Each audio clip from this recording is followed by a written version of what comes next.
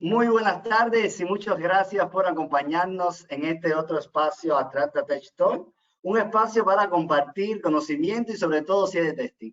Hoy tenemos el orgullo de tener acá con nosotros desde Guadalajara, México, a Blanca Moreno de Cuba Minds. Un súper placer para nosotros tenerte por acá. Muchas gracias por compartir toda tu experiencia y sobre todo hacerla con nosotros. Ya al momento te doy la palabra, pero antes recordarle a los asistentes que pueden ir dejando las preguntas que vayan surgiendo durante la charla o incluso luego.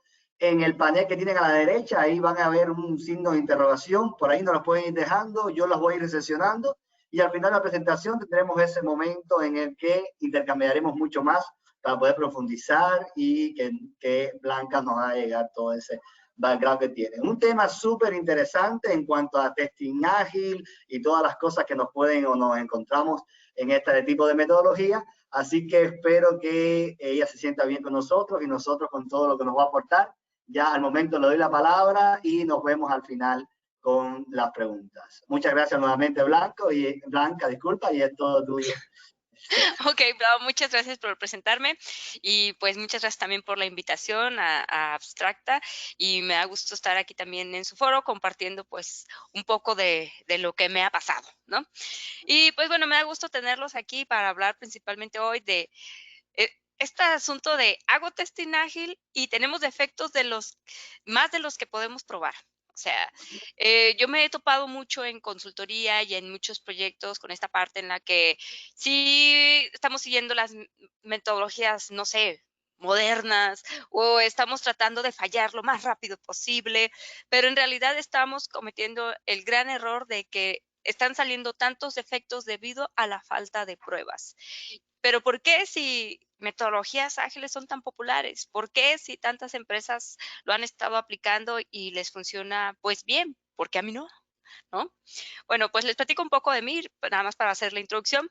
Yo tengo 17 años de experiencia, soy consultora en estrategias en testing, tengo una empresa dedicada a la consultoría de QA, también soy cofundadora de la comunidad de QA Minds y también tenemos una empresa dedicada a entrenamiento y reclutamiento enfocado sobre todo al área de testing o testers, pues.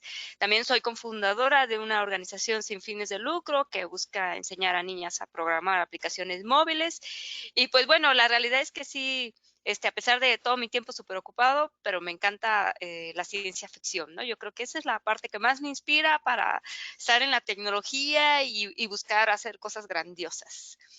Y pues bueno, puntos que veremos en la charla el día de hoy, pues primero vamos a plantear este escenario del que estamos iniciando, ¿no? Es un ambiente ágil, pero tenemos muchísimos defectos y el equipo de testing no lo está alcanzando a probar. ¿Por qué existe esta falsa expectativa o por qué el marketing me ha dicho lo contrario, ¿no? De si cambias a ser ágil o si sigues o usas estas herramientas, la calidad de tu producto está asegurado. Vamos a ver también cómo es que entonces están llegando los defectos a producción, ¿no? En qué cosas o en qué fases estamos fallando y por eso en producción se ve tanto y se está acumulando y nos sentimos rebasados.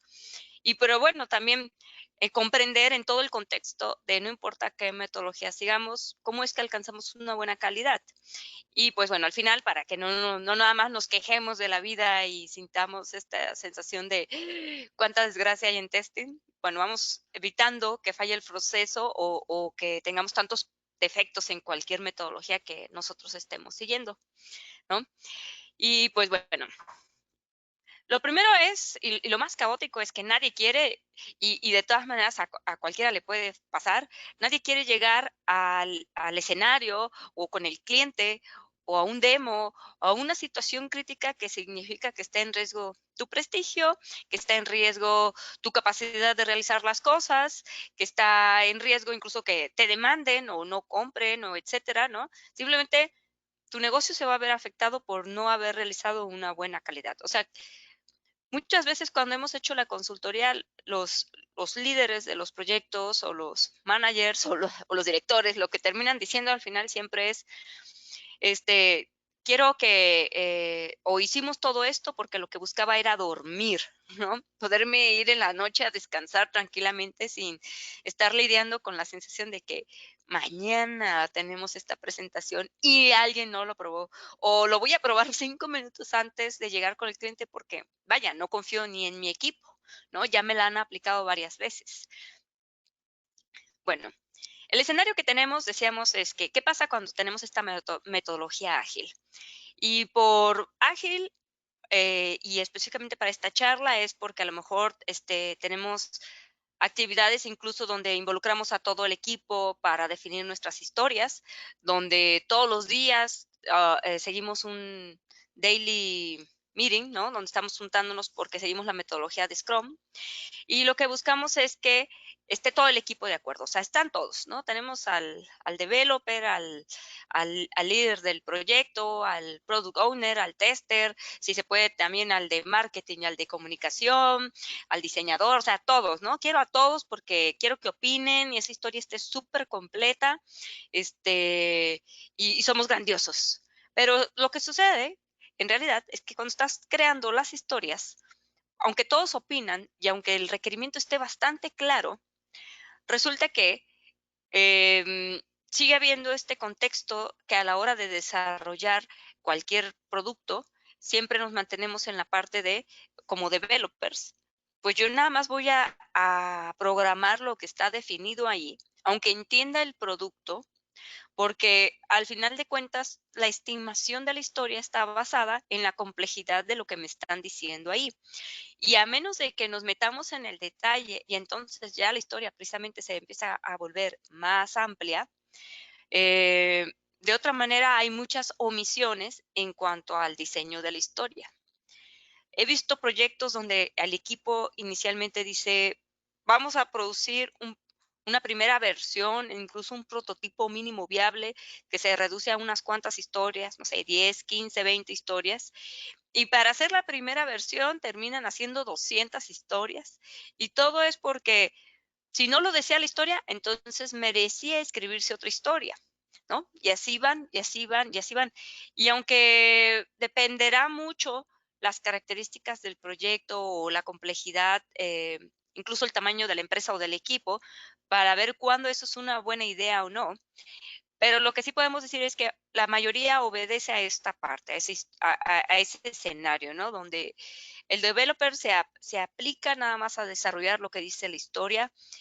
Y si carece de detalles, pues no va a incluir esos detalles, ¿no?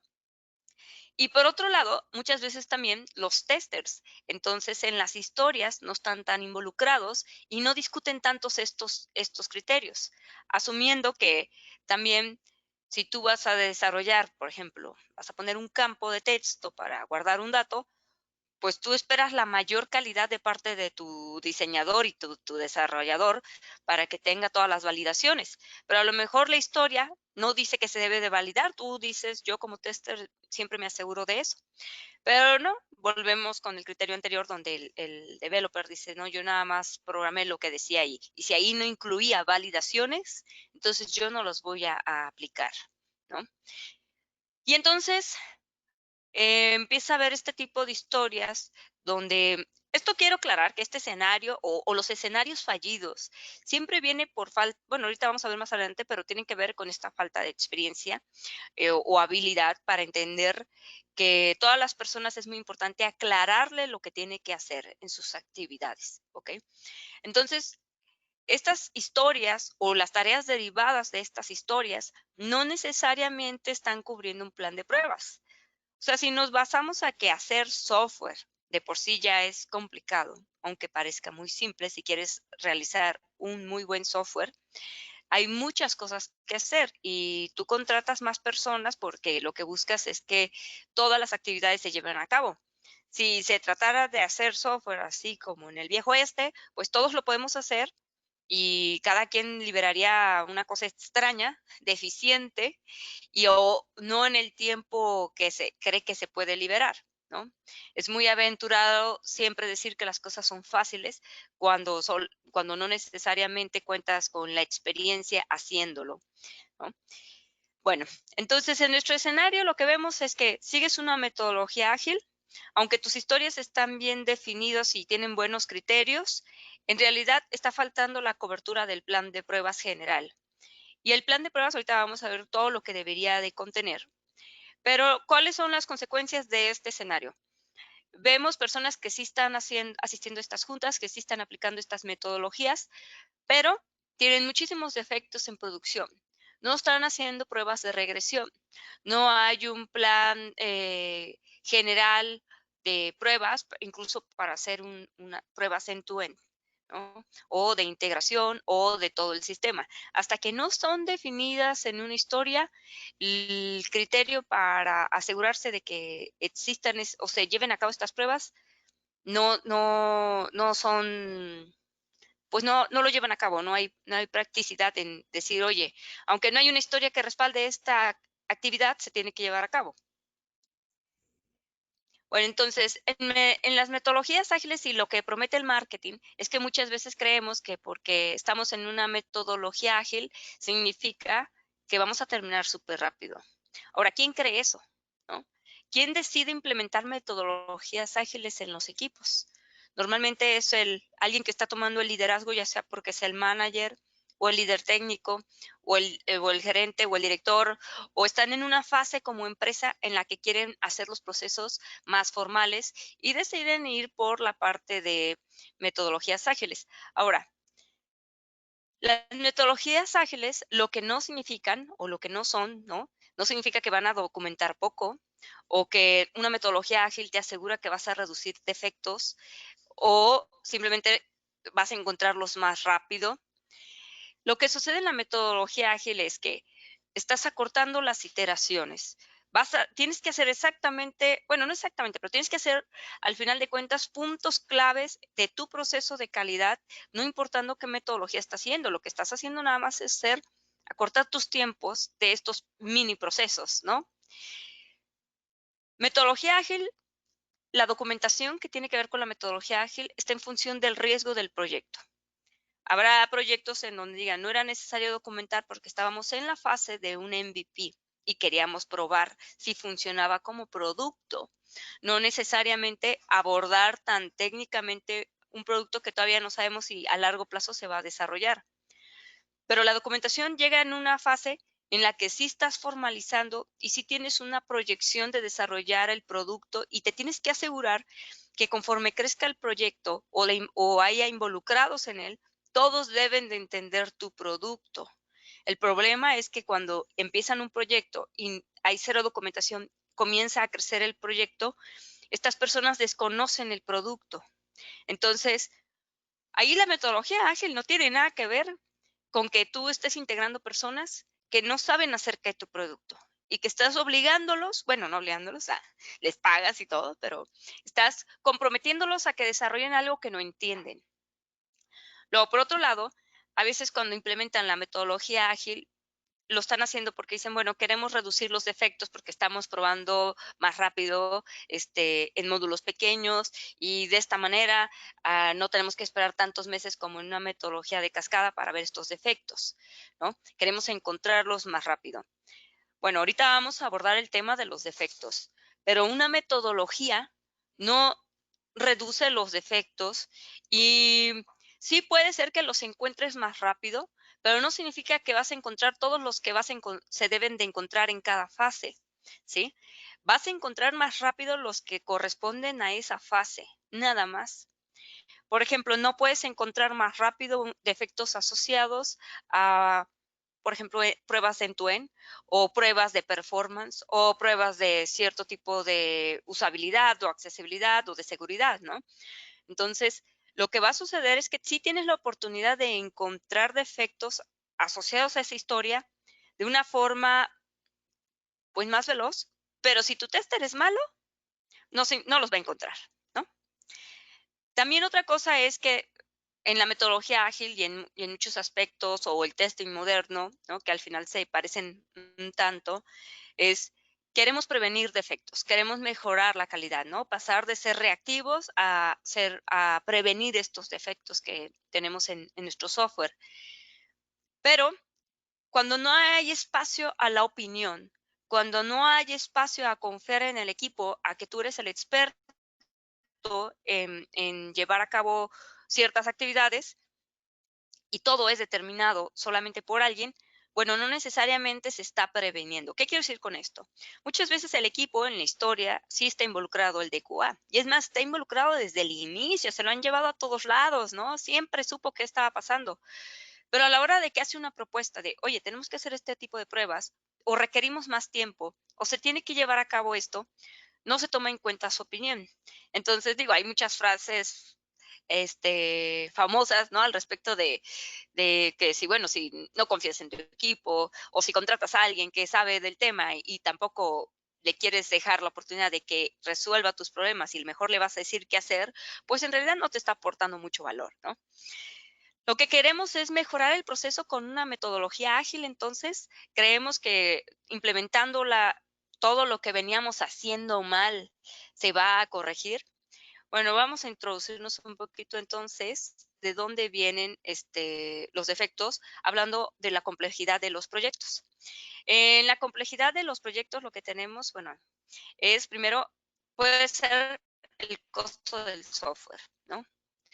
No dimensionan bien de qué tamaño va a ser, perdón, de qué costo, dado el tamaño del software, no dimensionan bien con todo lo que se va a terminar integrando al final el software o los datos que hay, o si va a terminar siendo implementado este software, su nivel de escalabilidad, ¿no? Si va a terminar en otros dispositivos, si además consiste el software en ser una plataforma y no necesariamente en una aplicación de consumo, ¿no? Sino en una plataforma donde estás esperando que haya audiencia y nadie entra. Y entonces, bueno, ¿cómo se construye? ¿Cómo funciona? ¿Cómo luce? ¿En dónde lo voy a usar yo como usuario final? Todo esto le va a dar complejidad al tipo de pruebas que hay que realizar y, por lo tanto, la complejidad de sugerencias o de defectos que van a ir dándose por tu tipo de software. Ahora, ¿cómo llegan los defectos a producción?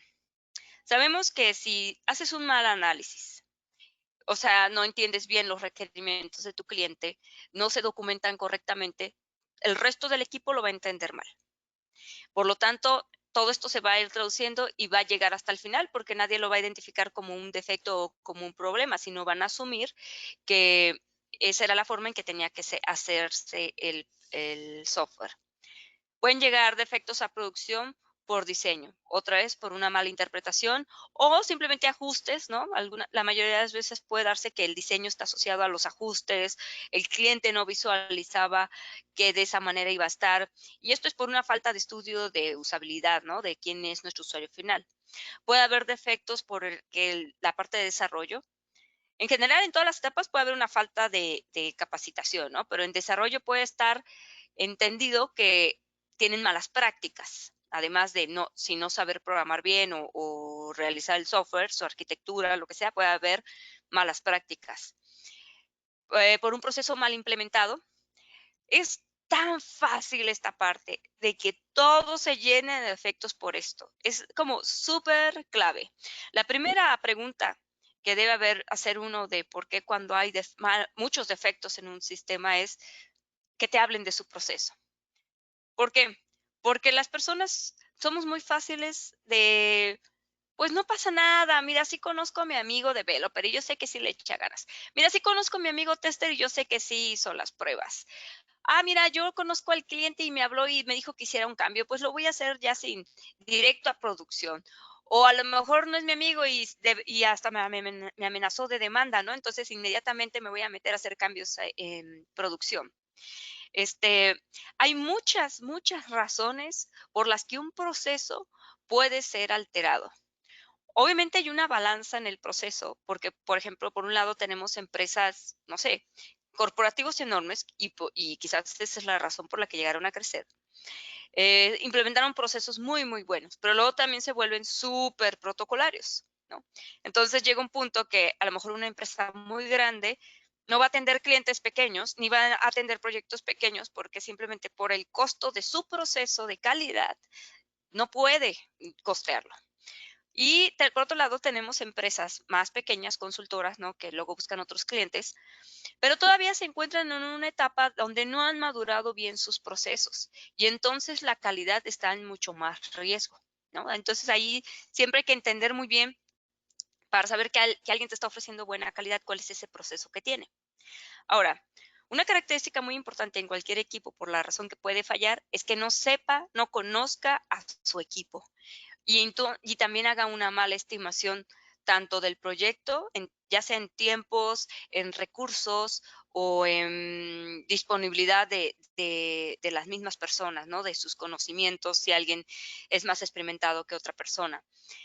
Básicamente podríamos decir, tú puedes tener todo lo anterior mal, pero si hiciste una estimación que te permitiera correr esos riesgos, incluso puedes salvar tu proyecto. Pero si no estás considerando esos riesgos, quiere decir que estás tomando malas decisiones, ¿no? Porque simplemente estás, pues hoy sopló el viento para el norte y hoy vamos a tardar 5 horas. Ahora, entonces, ¿cuáles pueden ser esas malas decisiones? Em, Esas malas decisiones van en función por la cantidad de presión que tiene la persona que está planeando. Puede ser que el cliente le está diciendo, oye, yo interpreté que en el contrato tú me ibas a entregar algo que yo defino como calidad, esto. Y tú me estás entregando algo que falla, que salen mensajes de error, ¿me lo corriges o te demando? Porque en el contrato ni siquiera dice que eso no lo ibas a hacer, sino que yo estoy pensando que va incluido, ¿no? O o quien vendió el producto lo sobrevendió, dijo que iba a haber más cosas y en realidad no se puede cubrir eso en el tiempo que se está pensando porque no habían medido qué tan complejo era. No sé, un ejemplo, por ejemplo, es alguien que en un proyecto al cliente le prometieron, pues decían, ahora sí que, y te vendo también esto y te vendo el otro y este software va a hacer maravillas y al final dijeron, y te incluye 6 reportes, ¿no? Así como para que veas, te vamos a regalar hasta 6 reportes. ¿Qué es lo que sucedió en este caso? Es un proyecto que de durar un promedio de 8 meses se extendió por 6 reportes, 2 años. ¿Qué es lo que pasó? Que estos reportes, como no estaban definidos de qué se iban a tratar o qué iban a contener, se salió del alcance. Digo, obviamente fue este, un proyecto, un contrato poco estudiado, pero el cliente abusó, ¿no? No, tú me tienes que hacer 6 reportes y yo quiero que en este reporte aparezca esto, aparezca el otro, y era incluso información que no estaba contextualizada dentro del desarrollo del producto, pero estaba dicho en el contrato, entonces tenían que cumplir, ¿no? Y por otro lado, a veces la experiencia del usuario simplemente es eso, que yo quería algo que no me estás entregando, donde mi expectativa de ti como empresa o fábrica de software es que tú entregas las cosas de cierto nivel. Si tú me la entregas fallando, no es algo que yo esperaría de ti, ¿no? Entonces, la raíz de los defectos va en función de que nuestros clientes finales o los clientes que pagan no están satisfechos con lo que se está entregando y hay que empezar a corregir. Ahora, entonces, ¿cómo se lleva a cabo una buena calidad? Tenemos, por un lado, ética y profesionalismo, ¿no? Alguna vez me ha tocado proyectos en los que los que se encontraron defectos o al menos nosotros los calificamos como defectos, pero quien era la persona que tenía que validar, el manager que tenía que decir sí, sí, se van a corregir, sí se tiene que invertir tiempo para su desarrollo o corrección, decía, no, no es algo que está en el contrato, sabemos que va a fallar pero no está, así se va. Lo malo de esto envuelve varias cosas en cuanto a ética y profesionalismo.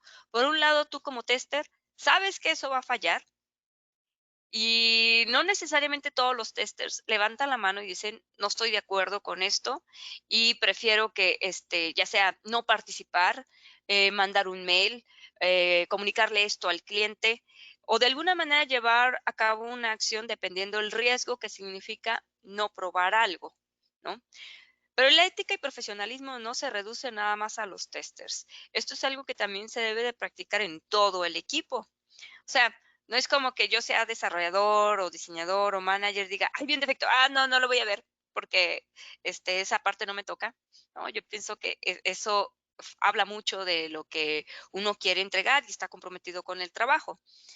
Digo, es más fácil ver esta parte cuando estamos hablando, no sé, de como un doctor. Si el doctor receta mal a su paciente, es susceptible de que le quiten la licencia y lo demanden.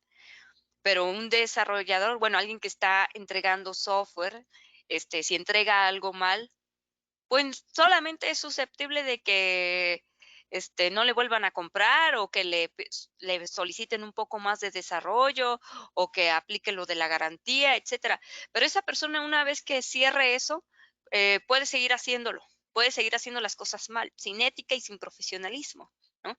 Por ahí en algunos países pues se ha tratado de buscar que eso no se repita y que sí haya entonces, estándares que nos permitan entregar una buena calidad, que asegure lo que nosotros podemos entregarle a nuestro usuario final. Pero depende de nuestro usuario final o nuestro cliente en todo caso, el que debe de exigirnos estos estándares. Y otra vez caemos en lo que decíamos anteriormente. Estándares pueden ser tus procesos y va a depender del tamaño de tu empresa o de tu proyecto. Nunca van a ser los mismos estándares que puedes seguir un IBM, por ejemplo, que ellos fueron quienes han revolucionado la industria del software en ese sentido, con todos los estándares que manejan. O ahora en un aspecto más moderno con las startups, donde lo que buscas es que no te voy a levantar un ticket, te vas a sentar a un lado mío y vamos a ir corrigiendo al mismo tiempo que vamos encontrando estos defectos, ¿no? Y ahora, un estándar también está definido por ciertas características dentro del proceso, ciertas métricas que permiten identificar qué tan buena calidad tiene tu software. Pero estos estándares pueden variar de proyecto en proyecto. Y el hecho de que tú no tengas el mismo estándar que IBM, por ejemplo, no significa que por eso vas a entregar un mal proyecto. Tú vas a aplicar un estándar de acuerdo al tamaño de tu producto, de tu empresa y de tu capacidad de entrega, ¿no? Y bueno, la otra parte de calidad, donde siempre cuando le preguntas a cualquier tester, dime qué es la calidad, te va a decir, bueno, es lo que el cliente final, el usuario final está pidiendo, ¿no? Si bien es cierto, un cliente puede estarte pidiendo algo mal hecho, pues está también en ti los otros dos criterios anteriores, ¿no? Poderle advertir a tu cliente, oye, tú me pediste sí efectivamente esto, pero esto te va a fallar de esta forma, o no estás cumpliendo, o no vas a poder competir allá afuera, etcétera. Y pues bueno, entonces, estos 3 puntos tienen que ver mucho durante el proceso. Debemos ser éticos y profesionales y tener un estándar y recordar siempre a nuestro usuario final durante las fases que tienen que ver con el análisis, con el plan, con el diseño, con la ejecución, ¿no? Es muy importante no olvidar estos criterios. Cada quien puede tener diferentes niveles de conocimientos, diferentes niveles de experiencia, pero algo que hay que entender que no importa si eres junior, middle, senior, el developer o el tester, todos, cualquier cosa que realicemos, así me haya tardado yo 5 horas y otra persona se tardó 20, los dos debemos entregar con la misma calidad. La experiencia lo que otorga es ser eficiente y hacer las cosas más rápido. Pero cuando hablamos de calidad, no importa cuánto tardes, todos debemos entregar lo mismo. ¿Ok? Y pues bueno, entonces, regresando con nuestro escenario inicial y con todo este contexto donde estamos diciendo, bueno, oye, soy ágil, estoy limitado con los criterios que se pusieron en la historia y están olvidando en las historias, pues mi cobertura de plan de pruebas. Es más, como empezamos con 5 historias, no tengo idea de qué tamaño va a ser el proyecto, el desarrollo, por lo tanto, no puedo ni siquiera idear ese plan de pruebas, ¿no? General. Lo que tenemos entonces es tips para evitar que los bugs nos superen, ¿no? En estos tips, lo primero es que cuando estemos definiendo estas historias, tenemos que tener muy en cuenta, y yo pienso que todo el software, o sea, yo tengo una estrategia particular que me funciona dado mis conocimientos y dado mi experiencia. Al final de cuentas, todos los software tienen que pasar por todas las pruebas, pero yo sigo una estrategia de seguimiento, ¿no? Donde me aseguro que siempre estas historias, ya sea en metodologías ágiles o metodologías de cascada, voy a tener que probar las cosas funcionales, voy a tener que probar las historias de punto a punto, ¿no? O de integración o de sistemas o no funcionales. Aquí lo importante es la claridad y el objetivo de la calidad de este producto, hasta dónde queremos entregar calidad. Todo el equipo debe de estar involucrado en esto, en esta cultura y en este objetivo de calidad. ¿Qué quiero decir? No nada más debo de esperar que quienes están en el equipo hayan leído los requerimientos y entiendan sus propias actividades, su propio trabajo, lo realicen bien, sino que ellos deben de entender el nivel de exigencia y el nivel de pruebas que yo voy a realizar. O sea, esto es como hacer trampa, ¿no? A lo mejor muchas personas esperan ya me entregaron mis actividades, yo como tester, ¿no? O el developer ya me liberó tickets y entonces me voy a poner a hacer pruebas. Y van a ser pruebas desconocidas, pruebas que él no conoce. Eso, pues no nos lleva a nada bueno más que retrabajo. Si yo tengo la capacidad de hacer esta planeación, prevenir al developer, mira, esto es lo que voy a probar, él va a ser más certero en su trabajo. Quizás se tarde un poquito más, pero va a entender que ese poquito más, si no lo invierte, se va a ver reflejado de forma doble, triple, cuádruple, no solo en tiempo, sino en costos, por no poner ahora atención a mejorar un aspecto de lo que yo le estoy indicando. Entonces, cuando estamos definiendo las historias, no se trata solamente de que yo como tester quiero opinar y ponerme muy exigente y que en mi mundo dictatorial todo el equipo haga lo que yo digo. No, primero es entender el negocio, entender la calidad que todo mi equipo está queriendo seguir, porque yo creo que nadie quiere hacer un mal trabajo. Hay gente malosa, pero la mayoría no quiere eso, ¿no? Todos quieren entregar bien porque de eso depende, pues, cómo los evalúan en sus trabajos, probablemente su sueldo, probablemente, pues, su prestigio, etcétera, sus propios valores, ¿no? Entonces, nadie quiere hacer mal las cosas. Entonces, si uno como tester se involucra también en los roles de ellos, no para realizar sus actividades, sino para entender la calidad que ellos persiguen y entonces ponernos de acuerdo, estandarizar esa calidad que buscamos, bueno, entonces las historias van a incluir no solamente ese nivel, sino que además hay que agregar historias relacionadas con la calidad que se busca para el cliente final, ya sea que son actividades específicas para el área de testing inclusive, pero siempre en contexto de que están involucrados todas estas otras áreas, ¿no? O sea, el punto del retrabajo es cuando alguien del equipo no está involucrado en lo que quiere el negocio o no ha entendido el producto. O decíamos, o incluso no tiene la capacitación o los conocimientos necesarios para realizar sus actividades. Otro tip es que, bueno, metodología versus habilidades de estimación. Decíamos, no importa qué metodología tú estás haciendo, si es ágil o si es de cascada o es un híbrido o te la inventaste la semana pasada, lo que sea. Si tú en esta metodología, en el proceso, en los tiempos que estás definiendo o quieres asignarles para que se realicen, no lo estás haciendo correctamente, ya sea por las variables que tienen que ver tiempos de entrega con el cliente, capacidad de tu equipo,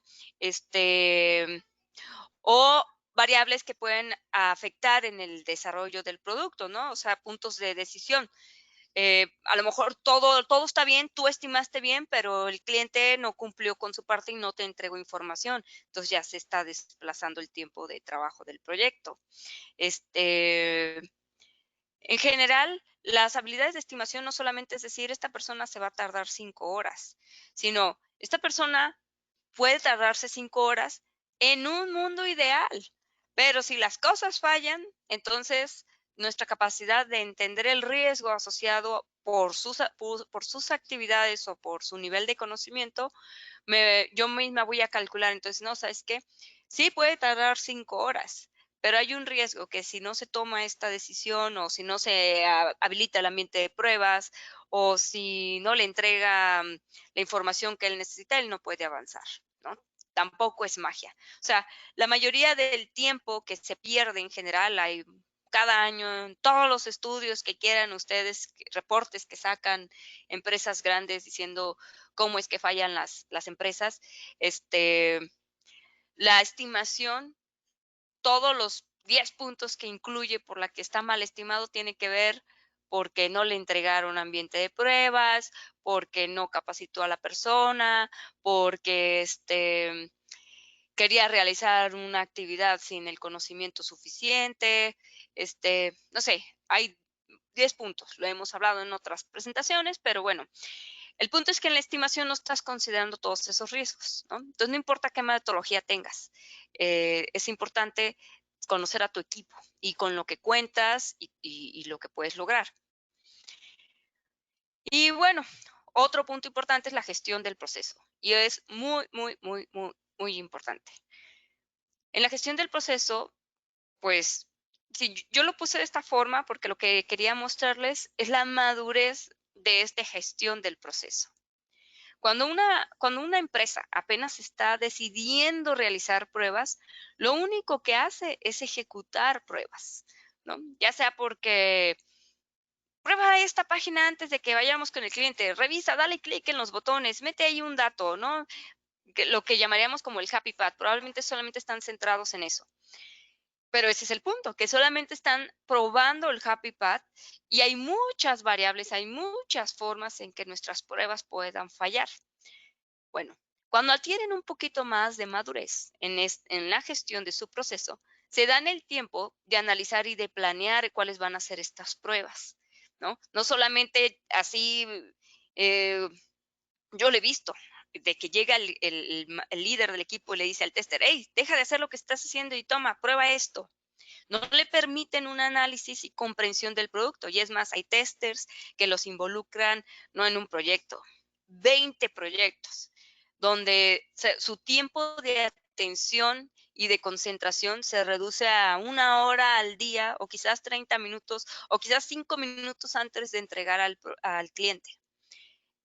Es un gran error tener a alguien tan desenfocado. No es lo mismo ser un PM que organiza proyectos, a ser alguien que tiene que analizar y entender el producto para poder decir, voy a hacerle estas pruebas, porque quiero hacerlo fallar de estas formas. Son actividades distintas y el enfoque que se requiere también es distinto. Cualquier persona para alcanzar un nivel de concentración al menos requiere 20 minutos y apenas acaba de entrar a concentrarse y apenas va a empezar a entender lo que quiere realizar. Ya dependerá de la actividad cuánto más se tarda. Pero entonces, si tú estás cambiando a alguien cada hora de actividad o a lo mejor le dijiste, híjole, pues era una emergencia, o sea, no es que yo quiera hacerlo así. Bueno, si vives en emergencia, si no estás dando el tiempo para el análisis y la planeación, entonces entenderás por qué estás en el caos. Necesariamente, para salir del caos, hay que analizar y planear. Te lo tienes que hacer el espacio. Yo no sé, dependerá cada quien si eso significa tiempo extra o no, o sacrificar o gastar más en más recursos. Pero el análisis y la planeación ayuda a reducir muchísimo más los defectos, ¿no? Porque entonces la persona va a entender lo que hace. Hay muchas personas que se ha dicho en la industria, ¿no? Dicen, tiene 10 años trabajando, pero durante los 10 años hizo lo mismo. Y esto es porque no ha logrado cruzar del análisis y la planeación. ¿Y qué significa esto? Alguien que analiza entiende los problemas raíces, entiende las carencias, entiende cómo mejorar, entiende dónde está habiendo retrabajo, cuáles son los defectos que se repiten continuamente, cuándo puede haber mejoras. Si tú no le das el tiempo a tu equipo de esa fase, no estás logrando mejorar ni la madurez de tu proceso, ni de tu empresa, ni de tus productos. Y pues bueno, por último, precisamente, ¿no? Cuando ya lograste tener esta fase, es más fácil para cualquiera que esté dirigiendo la calidad, incluso si tengas un solo tester, pero con un proyecto, a lo mejor, o dos, ¿no? Le vas a permitir poder lograr promover la calidad. Porque ahora sí él puede, decíamos en unas láminas anteriores, que cuando estás en la reunión con todo tu equipo definiendo una historia, y si eres ese tester que solamente ejecuta pruebas, Pues estás esperando que en la historia escriban el acceptance criteria para tú decir, es la única actividad que tengo que hacer. Es una acción y listo, check. Sí lo realiza, sí está aprobado y la historia pasa, ¿no? Si le permites analizar y planear, donde le dices, ¿sabes qué? Es crítico tu trabajo. Necesitamos que leas la documentación. Necesito que me saques varias pruebas relacionadas a esa historia o a ese criterio y que no solamente pruebes un escenario. Digo, hay muchísimas técnicas, por ejemplo, asociadas al pensamiento lateral o técnicas más elaboradas o que tienen o que usas herramientas para poder hacer estas pruebas, ¿no? Que te permiten precisamente, que le permiten al tester poder encontrar más escenarios que puedan cubrir esa historia, no solamente el escenario planteado o el contexto inicial, ¿no? O sea, si hablamos un poquito de qué hace el tester y sabemos que si cada quien hace muy buen trabajo, la chamba del tester no debería ser, voy a cachar tu trabajo mal hecho, voy a cachar o detectar el trabajo mal hecho del analista o el trabajo mal hecho de un diseñador o el trabajo mal hecho del desarrollador. Su trabajo está mal hecho porque no lo entienden o porque no tienen la capacitación suficiente, ¿sí? Ese no debería ser la chamba del tester. La chamba del tester debería ser realmente darle valor a las pruebas que está realizando acerca de su cliente final. Oye, hay un escenario en el que el usuario, él lleva la aplicación, está en su celular y va por las montañas y resulta que llega a un lugar donde ya pierde la conexión, pero debe de capturar la información. O sea, él está pensando en el usuario final, no está pensando o no debería pensar en, ¿sabes qué? El developer se le olvidó que debía validar este campo. O al diseñador que no hizo un estudio de cómo mi usuario final usa este formulario, pues no puede capturar la información. O el analista que no entendió que debía pedir más información acerca cuando se levanta este formulario, ¿no? Entonces, dar este espacio para el análisis y planeación permite promover la calidad porque entonces yo como tester puedo acercarme a cualquier miembro de este equipo o durante la definición de la historia y decir, a ver, oye, diseñador, estás tomando en cuenta que me debe de aparecer un mensaje de ayuda para el usuario porque son usuarios mayores de 70 años y probablemente estén confundidos con el uso de esta herramienta, no lo sé, ¿no? Es decir, o desarrollador, te doy por adelantado las pruebas que voy a hacer porque yo ya sé que has fallado en estos defectos y has cometido este error o te ha faltado realizar estas buenas prácticas. Te lo adelanto, voy a probarlo y si no está, también te lo voy a retachar, ¿no? Entonces, el proceso y la madurez de tu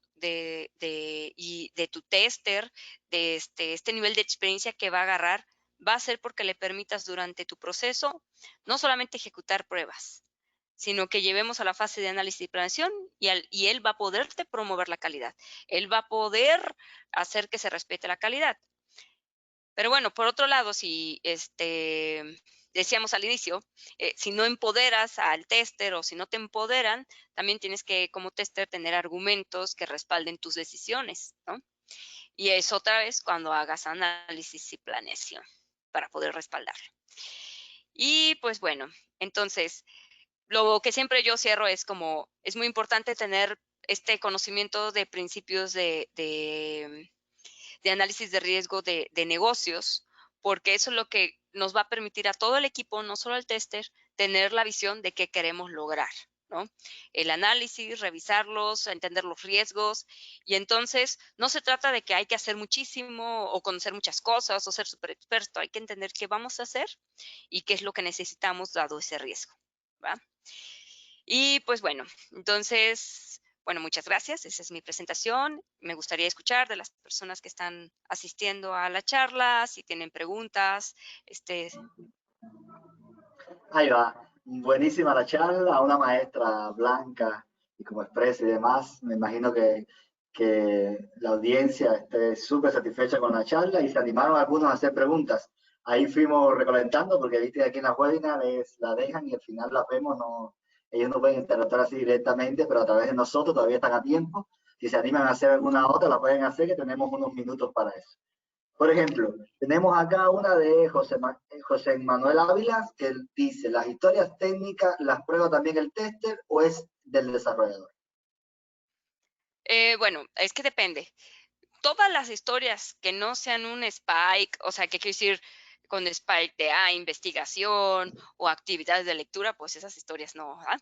Pero todas las historias, el hecho de que seas tester es porque estás empleando tu tiempo y te estás especializando en realizar esas actividades.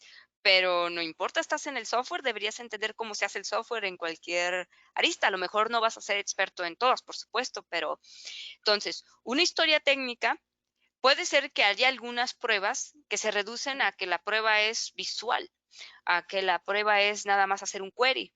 A lo mejor la prueba nada más es verificar un dato, ¿no? Y te toma 5 minutos, pero eso no significa que no deberías de probarlo. Ahora, dependerá el contexto de la historia técnica. Hay historias, por ejemplo, que pueden estar asociados con voy a construir un middleware para conectar una integración o algo así, ¿no? Pero al final siempre hay manera de corroborar, o sea, todo lo que se construye tiene un dato de entrada o una acción de entrada, ocurre un procesamiento y hay una salida. De otra forma, pues es basura de software, ¿no? O sea, hay cosas inútiles ahí. O sea, todas las líneas de código deben de realizar algo. Y si existe una historia técnica para que se lleve a cabo, es por eso, porque va a tener una entrada, un procesamiento y una salida. La complejidad de la prueba puede variar. Puede ser que incluso no siempre el tester tenga el conocimiento. Y con esto quiero decir que por eso a veces puede ser que no la puedas probar, ¿no? Pero no significa que no podrías. Ahí va, perfecto. Ahí Rubén Aguirre manda un saludo a Blanca, excelente charla. Gracias a todos los Sí. que se han Saludos, animado y Rubén. por participar. Dice Brenda Fuentes, ¿cuáles son los tipos de pruebas mínimas en un proceso ágil, según su opinión? Sí, claro. Según mi opinión. No, bueno, bueno, no sé, me ha tocado trabajar en diferentes tipos de proyectos, pero cuando a mí me dan la oportunidad de, según mi opinión, decidir, podría decir que siempre hay que tomar en cuenta la parte funcional, la usabilidad y la accesibilidad mínimo, ¿no? Eso quiere decir que en qué está en función de que yo tuviera más alcance, a veces tiene que ver con el tiempo, el objetivo, también el nivel del proyecto. Quiero decir, no es lo mismo abordar las pruebas cuando es una característica recién diseñada, un producto que va iniciando, a algo que ya está muy maduro y a lo mejor ya no es necesario probar funcionalmente, porque es algo que ya está estable, pero ahora vamos a abordar pruebas de seguridad.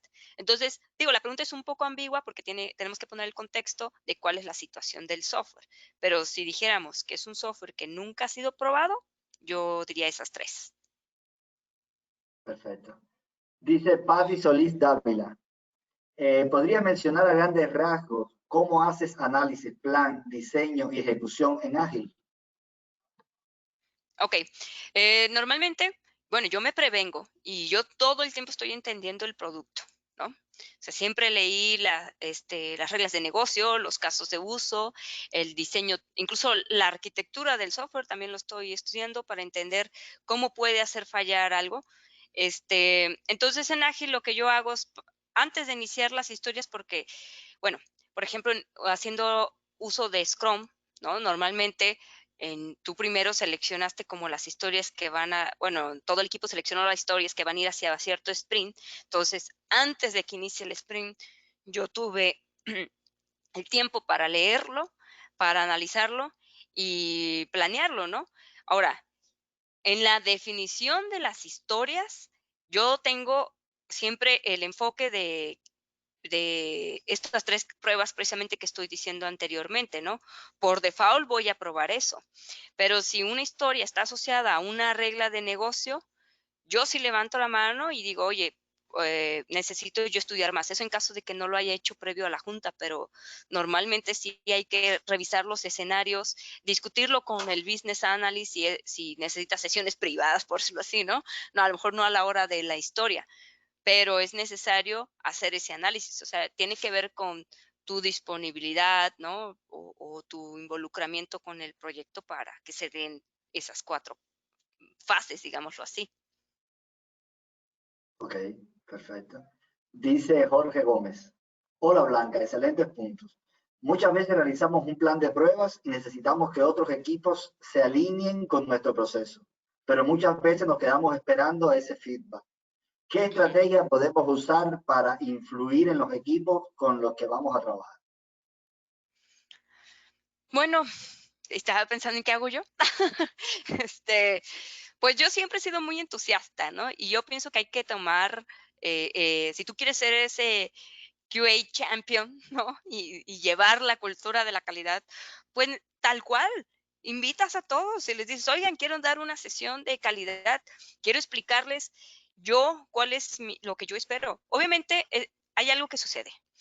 Muchas veces todos los equipos, y es más, conozco miles de testers para decir esto, son bien entusiastas. Difícilmente un tester te dirá, no, yo no quiero encontrar defectos, ¿no? O sea, todos quieren buena calidad. Pero muchos carecemos de argumentos. Algunos otros no nos gusta tomar el liderazgo. Muchos otros no tenemos un plan de comunicación. Muchas veces nos falta tener el respaldo de alguien que esté arriba y que nos permita precisamente implementar una cultura de calidad. ¿Qué quiero decir esto? O sea, yo soy muy entusiasta, Blanca, y llega una empresa y les dice, oigan, les quiero dar una plática de calidad solamente para estar seguro cuál es el proceso que seguimos, que yo les voy a entregar lo que ustedes esperan y que ustedes van a realizar el trabajo que se espera para todo el negocio. Pero si el manager de ese equipo dice, no le hagan caso a Blanca, pues qué importa que diga yo, ¿no? No me van a hacer caso. Entonces, es muy importante al que primero tenemos que convencer de lo que queremos lograr o alinearnos es al líder de la empresa o al director o al manager del producto. Si tú no recibes el apoyo, yo he visto muchos testers que se frustran, que están molestos por el proyecto que están, incluso se expresan con algunas palabras antisonantes al respecto, porque no cuentan con ese respaldo. Pero ese respaldo se va a dar porque sabes comunicarte, negociar y plantear también objetivos que le funcionen a ese manager. Porque incluso hay diferentes managers. Supongamos que es un manager que estima muy bien, que tiene buena planeación y vas y le dices, oye, implementemos incluso una vez a la semana charlas de QA. Hagamos que todos hagan pruebas unitarias. Permítame hacer un plan de pruebas end-to-end todo el tiempo y regresiones y smoke y lo que quieras. Y él es muy entusiasta de decir, oye, qué buenas ideas, Blanca. De hecho, ya lo habíamos pensado, pero no teníamos tiempo para implementarlo. Muy bien, ve y hazlo. Esto es como padre.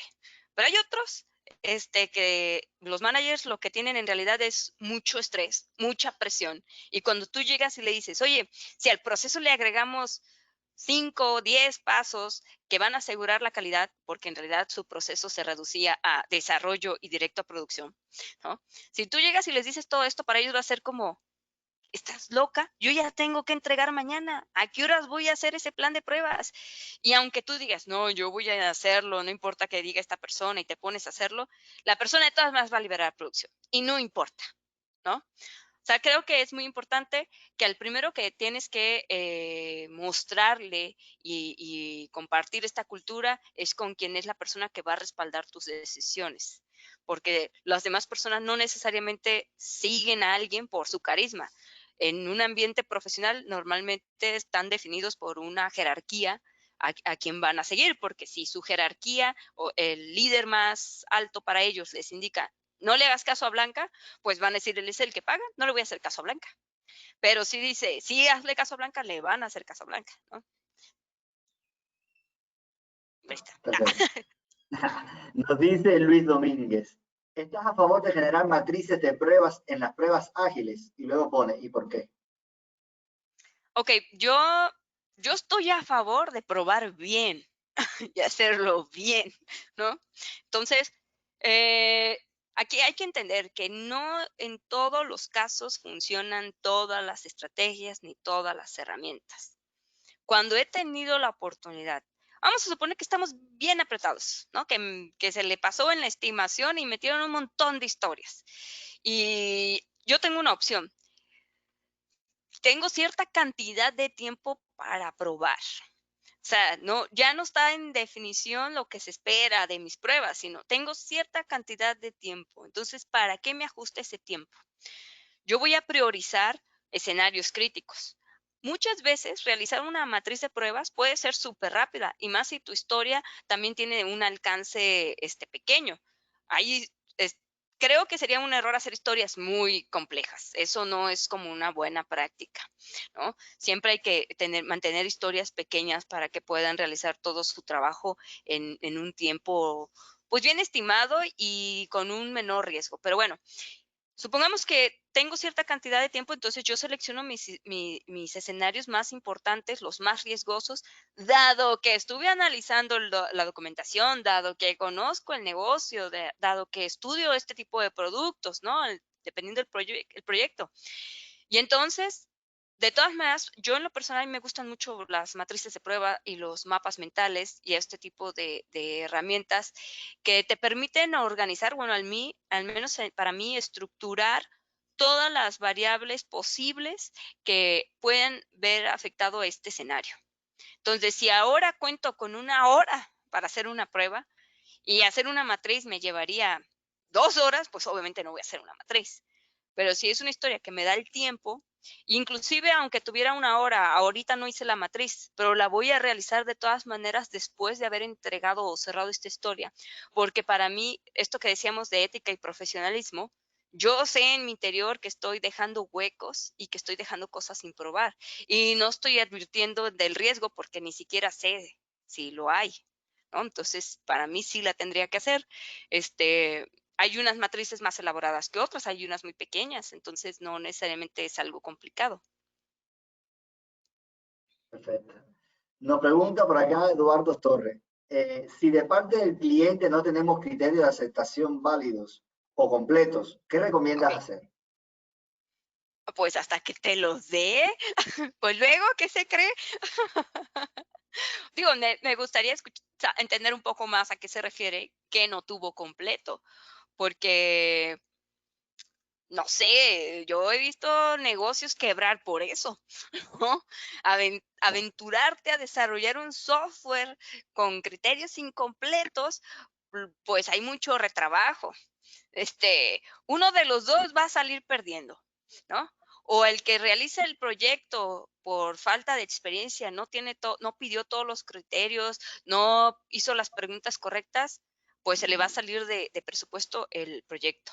Y o si está siendo bien abusado y lo hizo a propósito para ahorcar al cliente y se la cumple al cliente, tú me entregaste esto incompleto, yo te entrego algo incompleto, pues ese cliente es susceptible de denunciarlo, demandarlo, de correr la voz de que son muy poco profesionales, de que no le vuelvan a comprar, ¿no? O sea, eso es algo riesgoso. Exacto. Sí, es complicado. Capaz decir el tema de que a veces nos llega solamente un nombre de la funcionalidad que queremos, o que se quiere el equipo implementar y no está todo claro en eso, ¿no?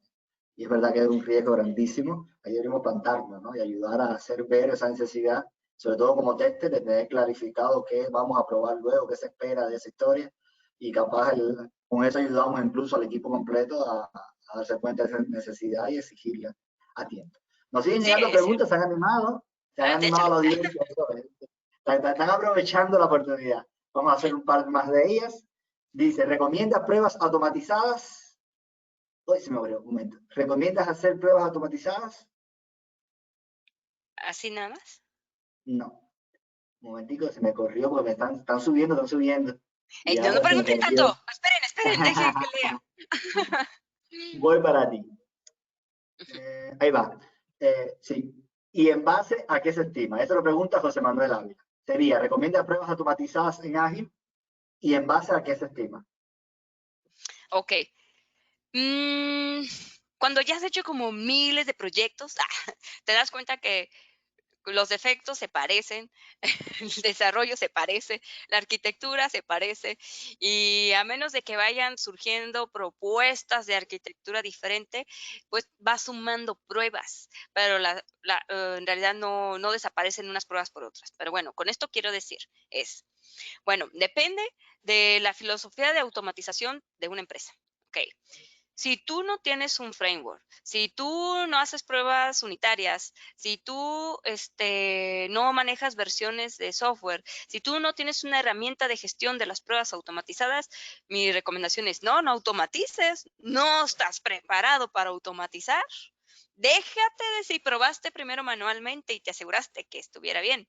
Pero si no tienes la infraestructura para automatizar, sería un riesgo. ¿Por qué? Porque, bueno, supongamos que no tienes unas buenas herramientas, pero lo que quiere tu jefe es que rápidamente automatices porque pues se van a ir acumulando las pruebas, ¿no? Esa es la amenaza siempre en Agile. Ve automatizando porque se van a acumular las pruebas.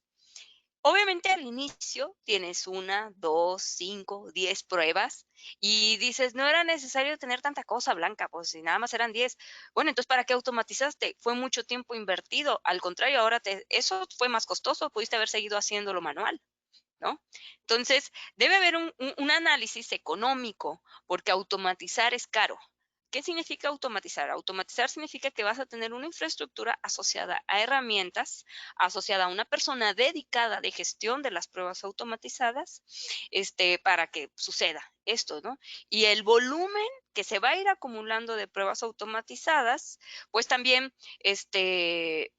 va a ir requiriéndole más tiempo a esa persona y si era el mismo tester manual inicial, ya nunca iba a probar manualmente, ¿no?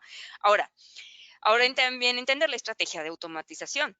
Si nunca habías automatizado o tú quieres automatizar en tu end o tú quieres automatizar APIs o son las pruebas unitarias o lo que quieres es automatizar un proceso, o sea, también depende qué quieres automatizar. Pero vamos a decir que es un proyecto de inicio. Normalmente lo más, bueno, no es normal, pero una forma común para las personas que deciden automatizar en Agile puede ser pruebas unitarias o las APIs. Por eso últimamente en muchos perfiles piden que sepas probar APIs, o sea, seas tester manual, sepas probar APIs, porque lo que vas a hacer es precisamente estabilizar ese software o, bueno, estas aplicaciones, las APIs, para que alguien más las pueda automatizar. Ya sea otro tester que automatice, pero primero se tienen que probar manualmente, invariablemente, ¿no? Ahí va. Te Ujú. propongo hacer algo entonces porque el tiempo estamos ahí a justo y capaz muchos venían planificados por una hora. Quedan tres Sí, preguntas y te propongo que para que no queden ahí en el tintero, que las respondas con sí, la menor cantidad de palabras posible, un tengo aquí tic-tac, una un tarjeta, ping-pong, ¿sí como o no? decimos. ¿Sí o no? Ay, casi, casi. Alguna puedes explicar un poquito más, pero que sea para que no se queden con las ganas los muchachos. Dice Va. Jorge Gómez, Tanca, ¿nos podrías recomendar algún libro de QA que te haya gustado? Creo que he leído muchos, algunos no los he terminado, pero yo creo que Rapid Software Testing de Michael Bolton o mantenerte actualizado en los reportes que sacan algunas empresas, ¿no? El reporte del testing. Una de ellas es Capgemini, otras la saca South Labs, Perfecto, también esta empresa. O sea, hay muchas que sacan los reportes y entender cómo es que los clientes reaccionan, cuáles son, o sea, aprender de los errores de otros te ayuda mucho a entender también tú qué puedes hacer. Ahí está, ya, respondí. Perfecto. Dice María Avendaño. Hola Blanca, excelente plática. Mi pregunta es, ¿qué puntos, te siguen sumando, qué puntos se debe considerar para documentar las fallas obtenidas del sistema? ¿Cómo debe ser la manera adecuada para estar comunicado con el equipo con respecto a las fallas? Ok, esto es así, bueno, a lo mejor espero lograrlo explicar súper corto, pero esto es como los principios que sigue por ejemplo, un Cucumber o pruebas orientadas a datos. O sea, el etiquetar o taguear tus pruebas o tus defectos permite que tú veas un reporte de defectos agrupado por tipo de errores, ¿no? Ya, por ejemplo, puede haber defectos asociados a la infraestructura, defectos asociados a un módulo, defectos asociados a errores funcionales. O sea, depende cómo los agrupes.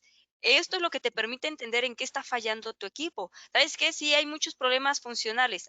Es que decir que el tester, digo, el desarrollador tiene malas prácticas en, no sé, en validaciones. Tenemos muchos errores en defectos asociados a la infraestructura. Aquí nadie la estaba haciendo mal en las pruebas ni en el diseño, sino que somos pobres y teníamos una infraestructura insuficiente. Entonces, yo creo que hay que analizar los efectos, agruparlos, etiquetarlos para poder decir una estrategia. Dice otra, Gabriela Alcaraz.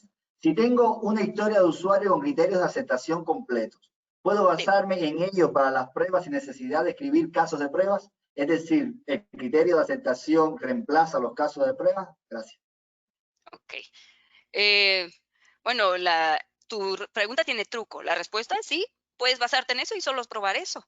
Que si es lo mejor, que si vas a entregar la mejor calidad, pues no, nunca va a ser suficiente.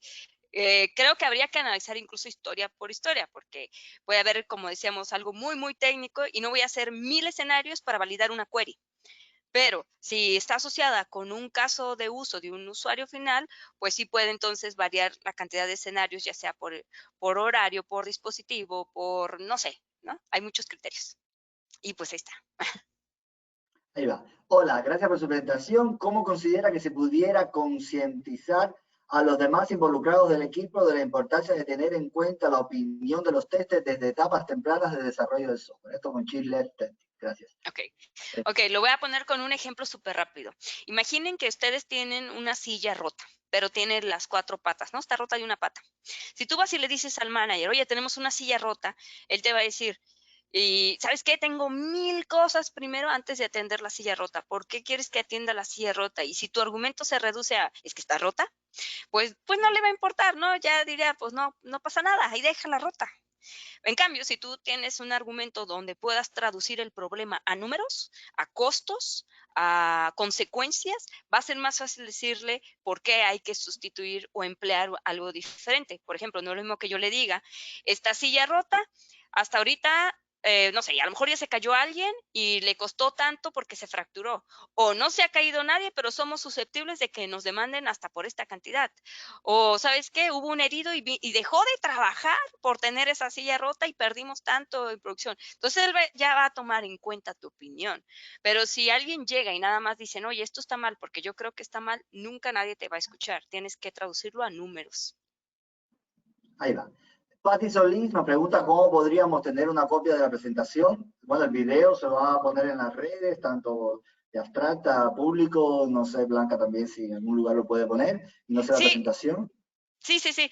Digo, una vez que Abstracta suba el video, también compartimos la liga y en mi LinkedIn o en mis redes, bueno, no sé si por ahí los puse, pueden seguirme en LinkedIn, Twitter, Facebook o en la comunidad de QA Minds, y pedírmelo y si no, en LinkedIn espero publicarlo. Mañana ya estaría publicada acá por nuestra parte. Y la última pregunta, ahora sí, dice, muchas gracias por la charla, muy útil. Estamos pensando en implementar el criterio Given When Then para definir criterios de aceptación y relacionarlo con los casos de prueba para los testers. ¿Este puede ser un camino adecuado? Sí, o sea, este tipo de expresiones, ¿no? El lenguaje de Jerkin sería, está muy bien porque todos se pueden, todos pueden entender, sean personas técnicas o no técnicas, pueden entender las pruebas que está realizando. Si bien es cierto que van a tener una dificultad para las pruebas que son más largas o que son end-to-end, siempre hay dificultad ahí, o sea, es algo que todos se van a enfrentar, pero siempre alguien lo resuelve.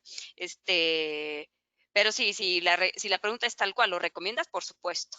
Es una manera de homogenizar la forma de expresar lo que se quiere realizar en las pruebas. Y luego incluso con un Cucumber pueden incluso hasta usarlo como pruebas automatizadas que lo interpreta también las máquinas y agilizaría mucho si les interesa este tema Exacto, de pruebas exacto. De hecho, automatizadas y sí, demás. cuando ya quieres automatizar, hacerlo es muy Pero práctico. incluso para no automatizar es genial porque lo que dice es homogeniza la forma de declarar los criterios y es bueno. Bueno, nos abusamos de Blanca, 10 minutos más de preguntas, hicimos unas cuantas, me alegro que se hayan animado, eso es seña de que interesó, de que es un tema súper útil y que se aprovecharon del espacio para poder exprimir a Blanca ahí lo más posible su conocimiento. Muchas gracias Blanca por compartir acá con nosotros, esperamos que te animes a presentar algo más cuando puedas por acá y a todos los que también estuvieron en la audiencia, gracias por estar, por animarse a preguntar. Súper bueno el espacio y también esperamos que se sumen en otras ocasiones para seguir compartiendo conocimientos. Si quieres decir algo más, Blanca. No, pues nada, muchas gracias por la invitación, me encantó estar aquí y, qué bueno que, como tú dices, que todos hicieron preguntas, sí les interesó el tema y 5 pues sí, puntos. cuando gusten invitarme nuevamente, con mucho gusto, y pues nada, decirles que nos pueden seguir en las redes, en QMinds y pues, digo, a veces ando un poquillo ocupada haciendo pruebas, pero ustedes dejen sus preguntas y con mucho gusto les respondemos, ¿sale? Eso es todo, muchas gracias. Ahí va. Muchas gracias entonces nuevamente a todos y nos seguimos viendo en otra Abstracta Test Talk para seguir compartiendo sobre todo si es de testing. Chao. Okay. Bye.